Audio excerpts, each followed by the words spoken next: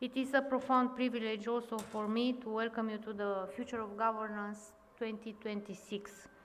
At Envisia, we always champion the singular philosophy. A strategic board must possess that vision, that look ahead, the insight to look deeper, and the competency to look beyond. Today, as we stand at the threshold of what we term the Great Governance Reset, looking beyond is not longer an aspirational goal, it is a fundamental requirement for survival. We gather in a world where the old governance as compliance model, once the gold standard, is proving insufficient. We are witnessing a systemic shift where the boundaries between geopolitics, technology, and corporate ethics are blurred. Today's opening marks the beginning of a calibration process. We are here to redesign the architecture of resilience. To address these shifts, today's agenda centers on the following strategic pillar. The first pillar is the macro dynamics, time, trust, and tension. The foundation of this reset lies in understanding three invisible forces: time, trust, and tension. We are operating in an increasingly complex global landscape where macroeconomic dynamics are no longer separate from geopolitical realities. The relationship between financial institutions and the real economy is being tested by volatility in energy markets and setting or shifting trade patterns. Stakeholders today must monitor these trends not just to react but to anticipate the priorities of 2030. The second pillar is the crisis of legitimacy and new power. As we look toward the next decade, we must ask, what makes authority credible when the old sources of legitimacy are under pressure? We are witnessing a global legitimacy fracture as the post-war democratic consensus which provided rules-based order for decades begins to erode. The shift forces boards to recalibrate their frameworks. We are no longer in a period of frictionless globalism. We are in an era of strategic autonomy, where being squeezed between competing global power centers is a core governance challenge.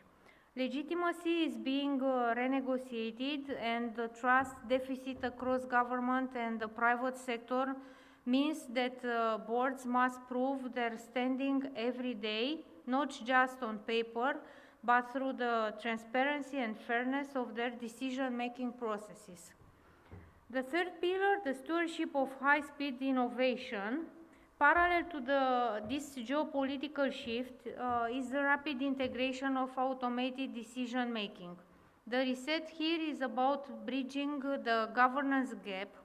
While the artificial intelligence operates at machine speed, governance operates at the committee speed. The stewardship of innovation is no longer a technical challenge, it is an ethical one. We must move toward converged risks where algorithmic accountability and cybersecurity are treated as a single inseparable ecosystem. If a board cannot explain the moral and the operational logic behind these automated systems, it has effectively abdicated its authority. The fourth pillar is the human fiber, private integrity and intergenerational co-governance. At its heart, governance is an human endeavor. The reset requires us to examine the moral ecology of our institution. We must understand why well-intentioned leaders make compromised decisions and how performance incentives can induce ethical drift. Furthermore, we must redesign our leadership to be intergenerational. Genuine co-governance means integrating the digital native, socially conscious perspective of the next generation, not as a token gesture, but as a strategic partnership to win the talent war and secure long-term performance. And the fifth pillar, the educational mandate, global standards and professionalization. The common thread through all these themes is the absolute necessity of professionalization through education. In a world defined by perma-crisis, the experienced director of yesterday can quickly become the obsolete directors of tomorrow without a commitment to continuous learning. Professionalizing the boardroom is not an option, it is a fiduciary duty.